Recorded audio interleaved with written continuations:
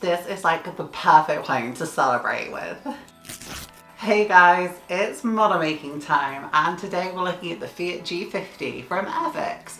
This is now part of their vintage classics range, and it re-released this year. This is a model kit that as a child I always wanted but just never got. It was released up until like the mid-90s, as we'll talk about in the history of the kit section in a bit more detail, and I just never got to have it as a kid, so I'm really excited to show you what I built today. I do want to take a moment to try not to cry, but be like really grateful for everyone who's subscribed, watched the videos, watched the newest Telford video, and just helped me get to 1,000 subscribers.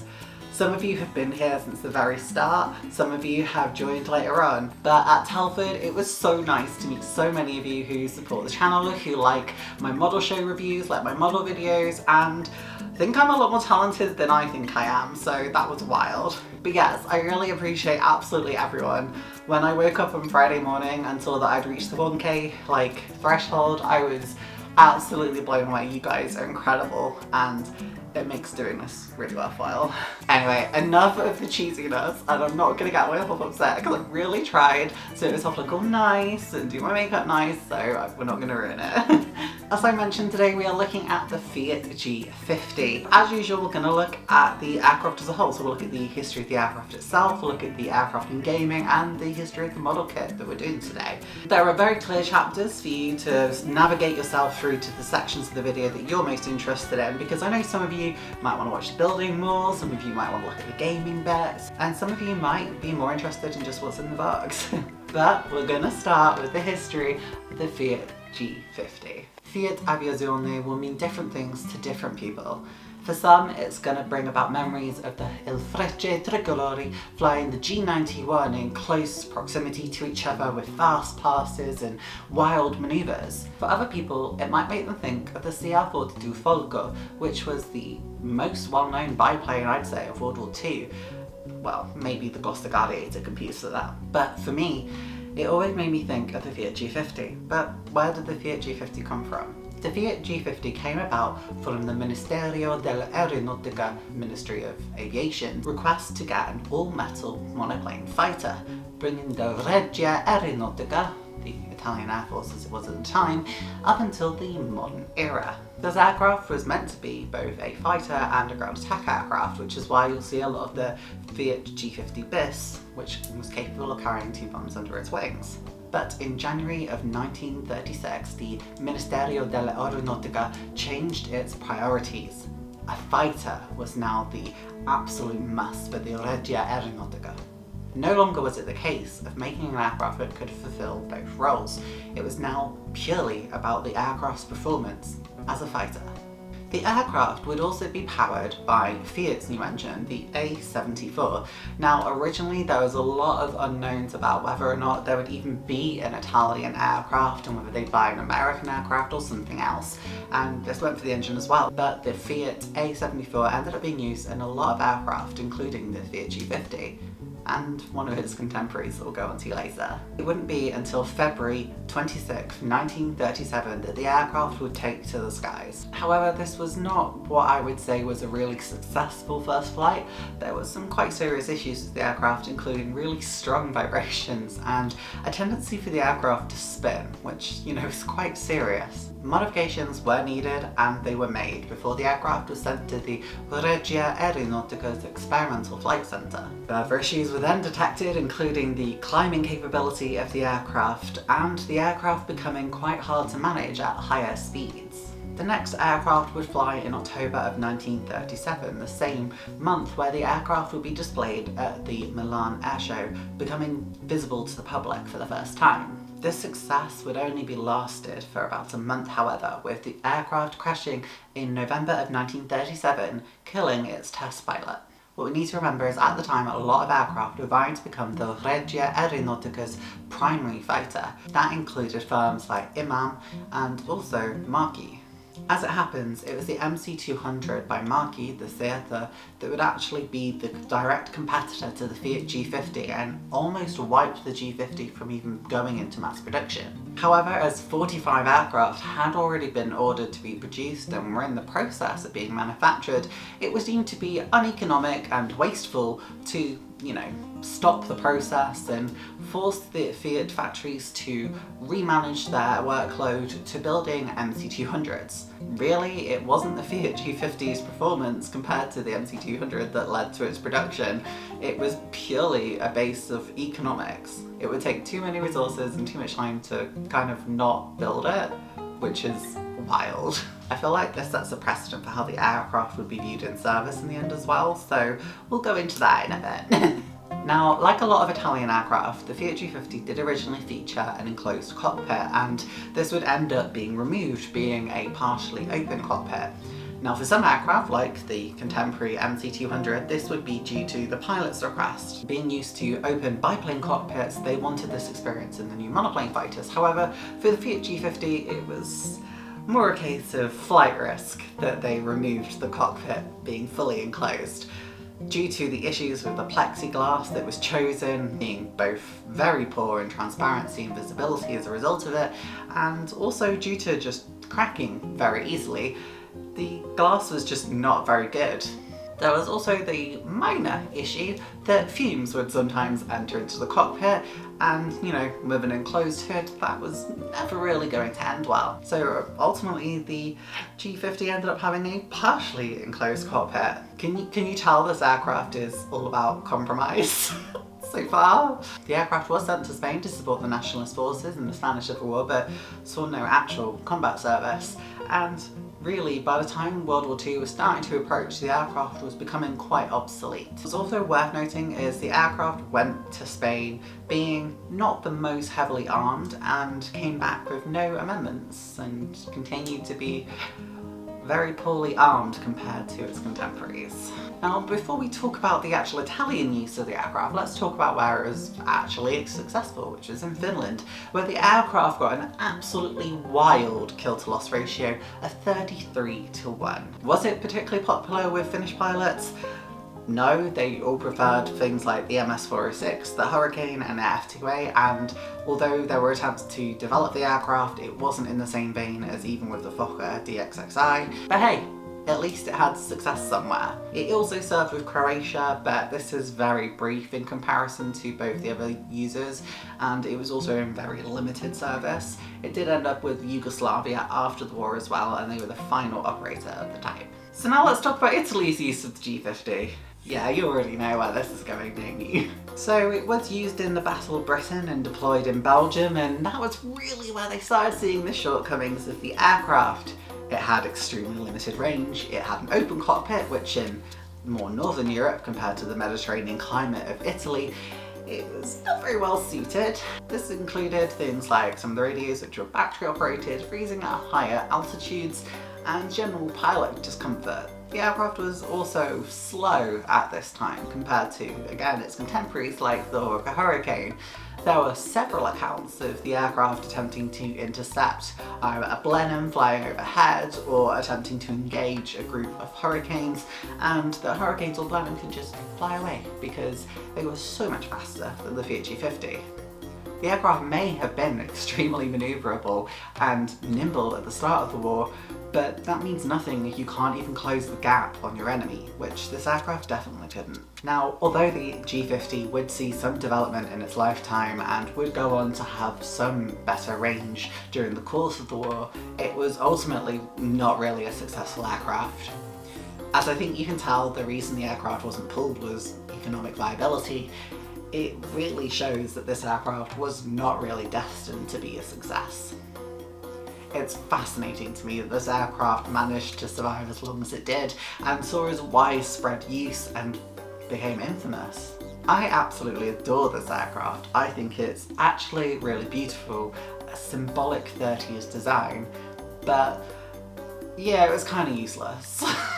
Fiat would redeem themselves later on, building aircraft like the G55, but that's a story for another day. Right, so let's have a look at the Fiat G50 in gaming. As usual, we're gonna start with Microsoft Flight Simulator and Combat Flight Simulator 3. The aircraft we're looking at is for Flight Simulator X. It's not for MSFS 2020. I don't think there is one for that yet. You could probably convert this, but I mean, I haven't. I've flown this in the Steam Edition version of the game and it flies quite nicely. It's again a freeware model and it does show its age, but it's nice to be able to fly it in an environment that's easy to run on most modern hardware, even cheap laptops at this point. Also, Steam Edition is quite cheap, so there's that going for it as well. Given that there's no surviving examples of the G-50, bar part of one that's available in Serbia, this is probably the only place you're going to see a complete one flying, or in other games in this list today. Now, because it's of that era, the aircraft is also in Combat Flight Simulator 3. Now, I'm seeing a couple of videos that were in the ETO expansion. This is one of the many expansions that was made for Combat Flight Simulator, like a community expansion, and given the game is essentially abandonware at this point, it takes it from sort of just an older game to a really comprehensive simulator. Do the graphics hold up? Not in all situations, but particularly at higher altitudes, the game can look gorgeous. And hey, I've always been a proponent of giving it a try, so what are you waiting for?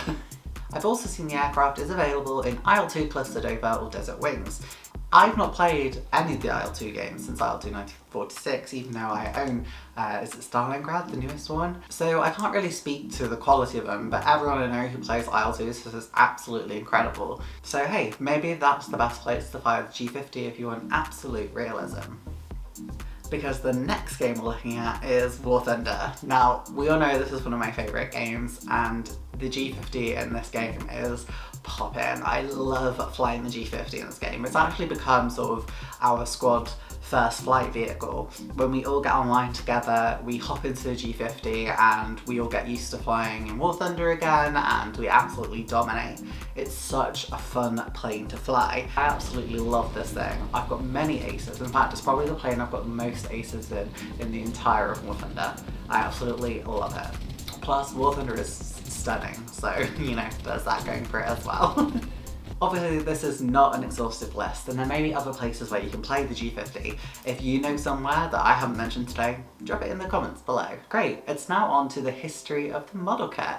This kit was originally released in 1967 by Airfix. This was in its original blister pack design, featuring the iconic artwork that we all know today. In fact, I think this is one of the few that has never really ever changed its artwork, bar the box design changing somewhat. The aircraft would shortly be released under the Plasti and NPC brands as well, before being re-released in a full box by Airfix in 1980. The aircraft would then be re-released under the new sort of box designs and brandings, going into sort of the mid to late 90s, where the aircraft would just no longer be produced. This meant the prices skyrocketed, and actually just before Airfix announced that they were re-releasing this under the Vintage Classics range, I managed to get one at what was viewed as a bargain at the time for like 13-14 quid. But now under Vintage Classics, released in 2022, they're about 7 quid. So bargain, fantastic, and a really fun kit. Other manufacturers have released this kit in 1/72 as well, including AML and Fly, who've managed to release the type in several different markings. This included Luftwaffe, Italian service, Italian civil service prior to being accepted by the military, and in Finnish service as well. I've not built either of these brands before, so I can't really speak to their quality, but they look good, so maybe I'll do one in the future. I'd love to do a Yugoslavian one actually, from just after the post-war. Well, I guess that's enough of talking. Let's go and have a look inside the box. Just so you know as well, this aircraft was one that I built as part of my Testing Every Paint series. So it is in my slightly older format where I had a black background rather than pink background, so just be aware of that. It is something that's changing in all the future videos. I think I'll maybe have one more from this series that I need to make a video on. Well, we are here with the Fiat G-50. I'm so glad they got this high-res version of the original painting for the box art. It looks so gorgeous and beautiful. I've always loved this box art. Inside the box we get a bag of sprues, instructions, and the decals. Everything is obviously new, but based on the original counterparts, hence why the sprues are just very basic looking. However, the sprues aren't too bad in terms of what cleanup is required. It's not as bad as some of the older pressings of the kits, and the details are okay. It's recessed panel lining with some raised details. There's nothing mind-blowing here, and if you're expecting the quality of the newer kits, then honey, you are mistaken. But I like these kits. They're actually really simple and they can be really quick and easy to put together. You can focus on other things than, you know, constructing 20 parts to make the engine, for example, which, you know, is an exaggeration, but you know what I mean. A pilot is included as well, and we're definitely including him. I love the pilots in some of the older Airfix kits. The transparencies I had for some reason, not sure if I was meant to, but they are clear and there's not too much distortion going through. There's a tiny little bit of haze, but nothing too severe, as you can see here. Now, you also get the decals included, which are obviously based off the original decals that are included, but as these are a brand new pressing, you're not going to have any issues with applying these to your kit. Well, as you can see from inside the box, it's quite a simple kit. It very much does remind me of the CAC boomerang that we built earlier on in the year. I guess that's the point of a lot of these vintage classics, is they're so much easier to build, very simplified compared to the modern kits we have now. But let's have a look at my construction and painting before we get too quick to judge. Starting the construction then, we start by painting the seat. The seat is just going to sit inside of the fuselage, and it's just the first thing you need to pop in. Once we've done that, we're going to get the pilot painted. Now, I did sort of get him on and off camera a bit, so forgive me that there will be some skipping. I'm starting with brown to get the leather, and this is the main colour that I could find for a pilot who would have been there at the time. It's a lot of brown, some very slight yellowing details, and that was pretty much it. The skin colour, obviously I'm just going to use Revell's Human Flesh, which is what I use for a lot of sort of Western European pilots, and that's pretty much it. And I'm just inking over it for details. You'll see that I'm going in as light as I can with the layers, because you don't want to, you know, mess up all the details on these sort of pilot figures. And I'm just separating off the helmet as well to make sure that that's done really nicely and neatly. It looks like a mess at the moment, but trust me, by the end of it, the pilot will look actually quite nice. You can see it sort of midway through here now. It's sort of the flat light brown colours for the uniform, darker brown for the helmet, and this is it nearly done. And then we're just going to go over it with an Earthshade ink wash afterwards, which I don't think I got on camera sadly, but I'm pretty sure that's what I did. I'm just painting the inside sort of a light blue colour. I just looked around online to see what colour I think it should have been. And as usual with a lot of these things, it's a case of just making a decision, going with it, and hoping that you made the right one. The inside of the front where the engine goes is also painted a darker shade. Now we have to glue the seat in. It's got these two little prongs that it sits on, so I've glued on both sides so that it can sit there nice and neatly.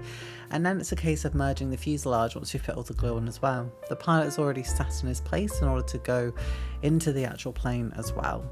Now we're just squeezing it together to make sure we can get as close as possible, and I will end up clipping it just to make sure we get a really secure bond. But whilst I'm doing that, let's get the wings done. So I'm just going to nip them off the actual sprue and then pop some glue onto the sort of edge of the wings and then put each part on.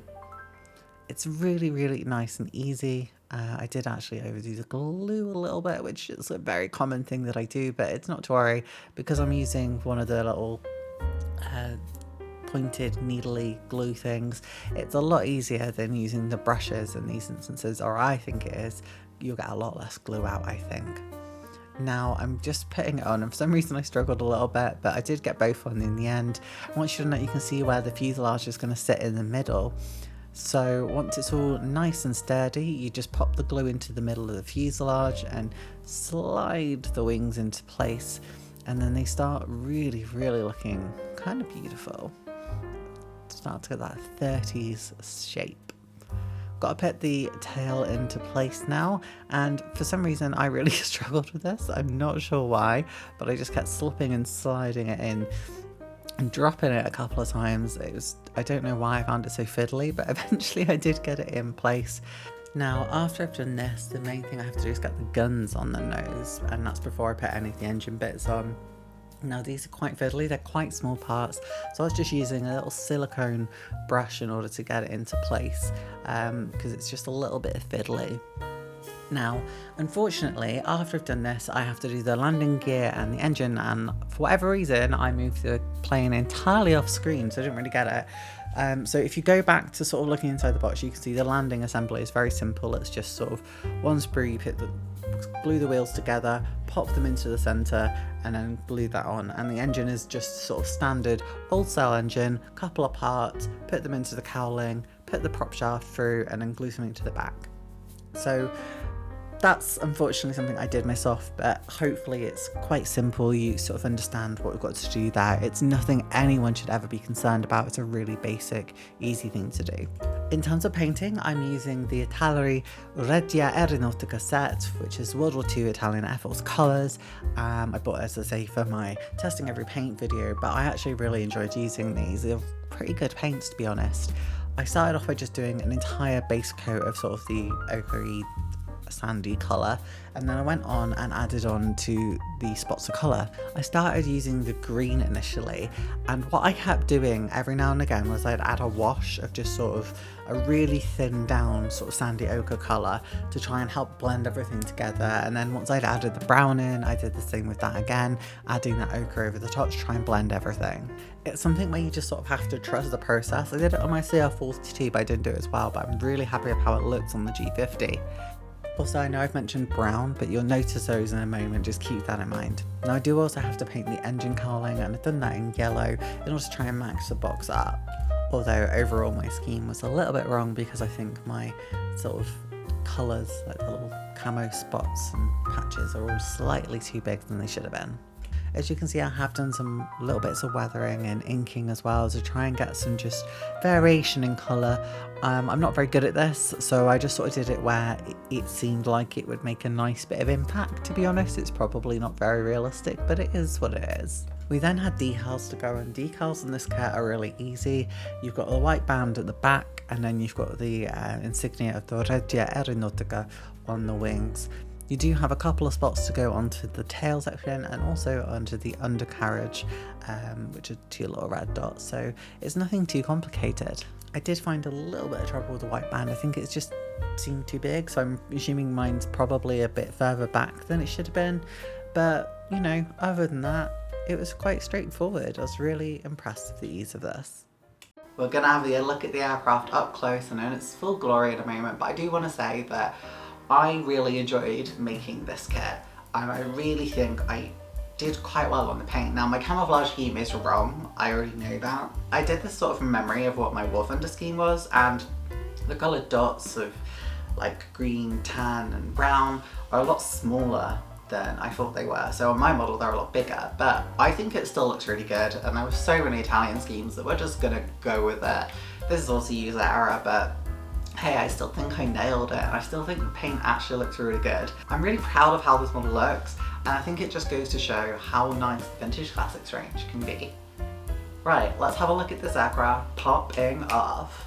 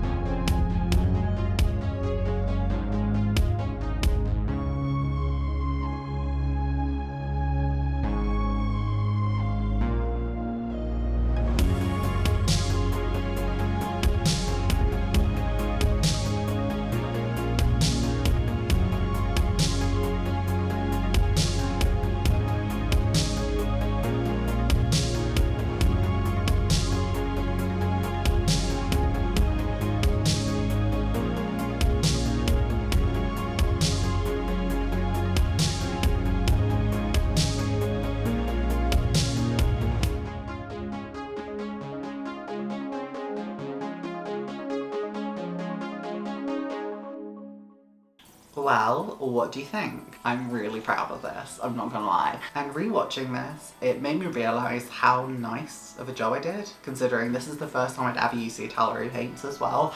And that's, I think I would say that's a handicap, because using a different paint to what you're used to, it can work so wildly different. I definitely found that with other brands, and if you want like a full spiel on that, go watch my video just testing every brand of paint. Obviously I'll have to do an updated with them at some point, but yeah, go and have a look at that. I was really impressed with this model. I think I did a really nice job on it. I think it looks really nice in the end.